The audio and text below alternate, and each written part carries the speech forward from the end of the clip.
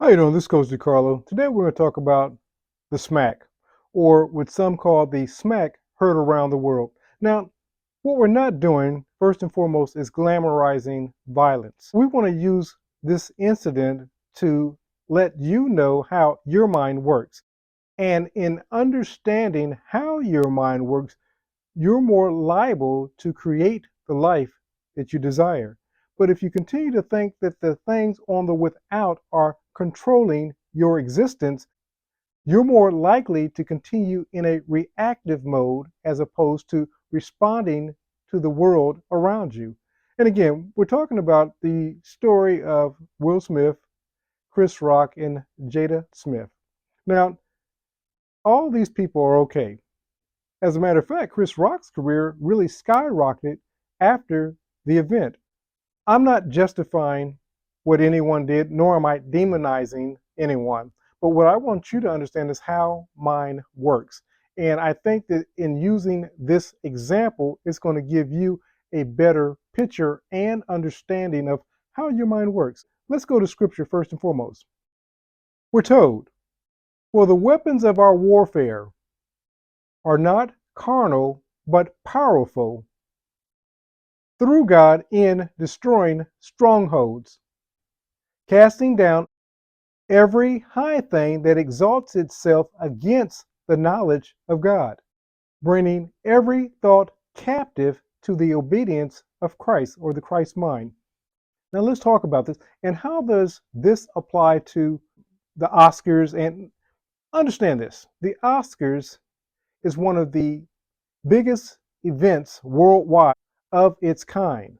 So nobody in their right mind would jeopardize their career by, of course, going up on a stage and slapping a fellow artist in the view of literally billions, unless they were occupying a state other than what they're accustomed to occupying. Now, what does this mean? We're told that the weapons of our warfare are not carnal. A lot of times we're trying to solve internal problems with exterior solutions, and often that will not serve our purpose. For example, we don't know, and again, I'm only speaking from the perspective of being a man. I don't know Will Smith, nor can I project what it was that he was thinking, but as a man, give me a little latitude. I'm at the Academy Awards, and my wife and I, we're kind of having some trouble, and all of a sudden, somebody tells a very funny joke. We're all laughing, but I look over at my wife and I notice an expression on her face. Now, I've seen this expression before of disappointment, and I don't want to be the one that disappoints her. So, in that moment, I step outside of myself, outside my norm, and I take an action to protect what I believe is the expression of somebody saying, this doesn't feel good to me. And I react to the situation through an act of violence. Now, everybody says, well, everybody knows that that's not the way to handle that. It would have probably been better off for Will Smith to approach Chris Rock after the event and say, that wasn't cool, and I appreciate it if you would no longer speak about my wife in your jokes. This could have been the conversation. But Neville said this, that if he were occupying the state of Hitler, he would have probably carried out the works, not probably, he would have done what Hitler done in that same state. Now, understand this. We don't know what it was that Will Smith was going through, nor would it be wise to look at Will Smith as an isolated incident and think that this couldn't happen to you. No, you probably won't be on the same platform. You won't have the same audience, but this could happen in your family. This could happen at work. This could happen in a public forum. A lot of times road rage happens by people that we would never expect to act out in such a way. But Again, we have to understand that our weapons are not carnal. If we're trying to solve internal problems, challenges, using exterior methods, then we can all become, as it were, a Will Smith and act out of our feelings and project those feelings into what we call the 3D. But we're told our weapons are not carnal. Now, carnal means ego driven. See, when we use ego solutions to solve spiritual problems, we only go deeper in depth of the problem. Many of us are dealing with financial challenges. Many of us are dealing with relational challenges. Many of us are dealing with health challenges. And we're trying to use physical means. Now, what I'm not discounting is doctors, therapists, coaches if needed, money managers, relationship experts. I'm not discounting those things. But if they're not taking us to the within to look at what it is that we're thinking about, giving our attention to, then everything that we're going to try on the without will ultimately fail. It says that the weapons, the tools, now Paul used weapons because at the time that the writer who wrote this text was living, it was very common to have military occupations. When being occupied by someone else's army, we begin to identify with military terms. But he could have easily used it from a physical fitness term, and he could have said that the tools or the equipment of our workout, for example, are not physical or carnal or solely something that we do on the exterior or physical, but they are mental, they're psychological. In this case, Paul used powerful or mighty through God in destroying strongholds. Strongholds is a military term. This means a fortress, a wall, a barrier that keeps one out. But we could have easily said that our tools, our equipment is not solely physical, but are constructive, powerful, intensive in building bridges, for example. So you have to look at the vernacular of what it was that the writer was going through at the moment. So he used a military term. He said, but our tools are mighty and powerful in destroying, tearing down, eliminating strongholds or that thing that's blocking us. In this case, we're dealing with a mental stronghold. What Chris Rock didn't understand was that day he was Will Smith's and Jada's marriage counselor. Now you say, well, Coach, what do you mean by that? In Will Smith's mind, he wanted to rescue the integrity of his wife, in this case, his family.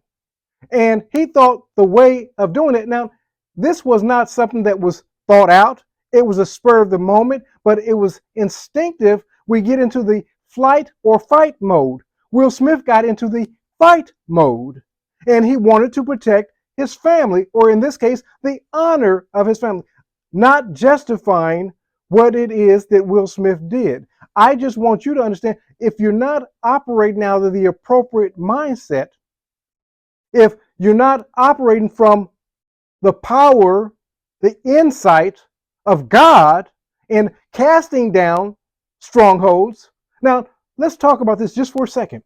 When we're talking about casting down strongholds, that's that thought that comes to you and says, you need to go up and smack him.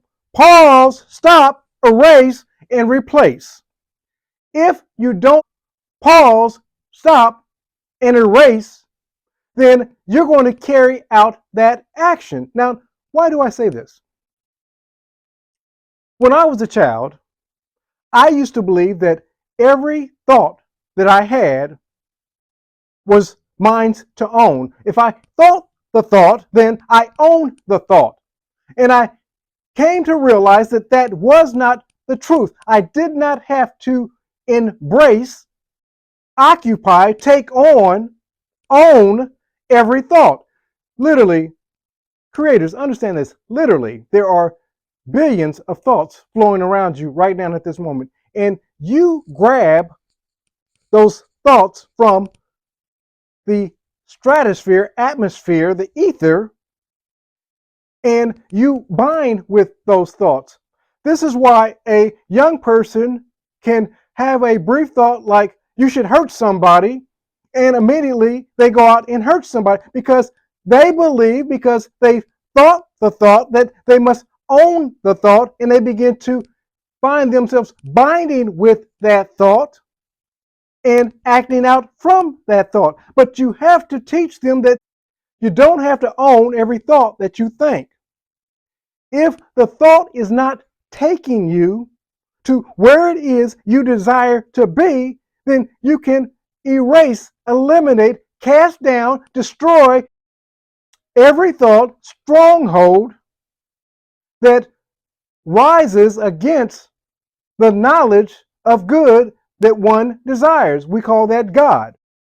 It goes on to say, casting down imaginations, every high thing that exalts itself against the knowledge of God.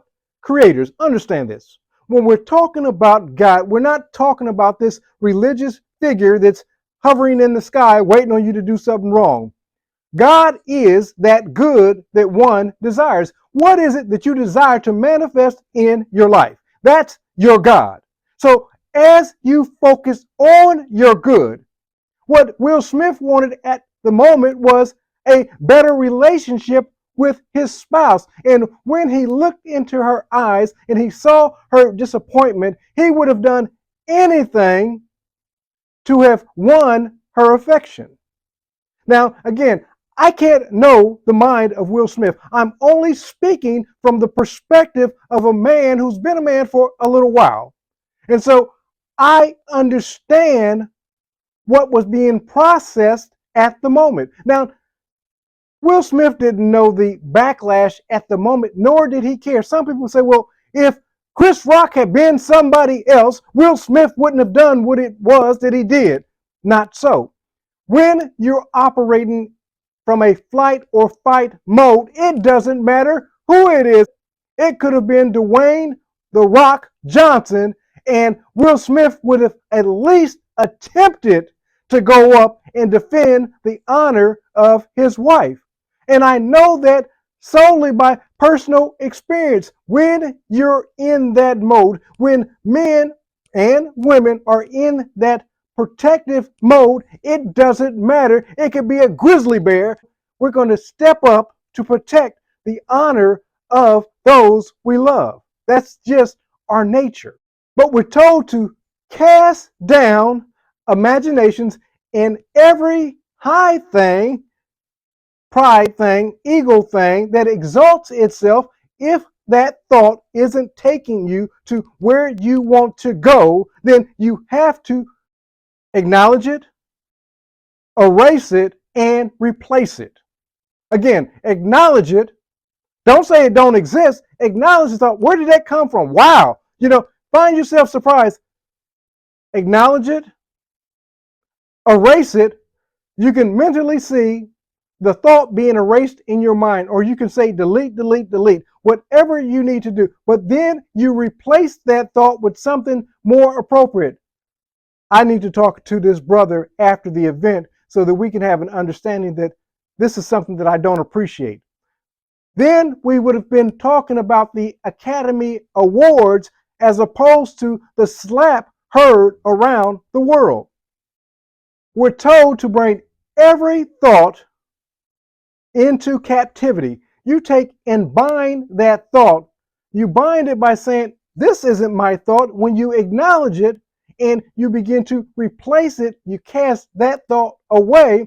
It says, listen, resist evil and draw near to good or God, and the good or God that you're drawing near to will draw near to you. But first and foremost, you must resist by acknowledging erasing, then replacing that thought with a new desirable thought. It says, bring every thought captive to the obedience of Christ. Now, and again, we're not talking religion. Christ means the anointing, the Spirit. So when you begin to bring your thoughts into captivity of a higher self, your spiritual self, you're not being dictated by ego, but by what it is you want to manifest in your life. That's your spiritual understanding. That's the spiritual realm. When you're operating solely from an ego mindset, this is, I must fight. I must get even. I can't forgive. Whatever that ego thought is, you have to bring that thought into captivity, into the obedience of the divine Christ mind, or that thing that you seek to manifest in your life.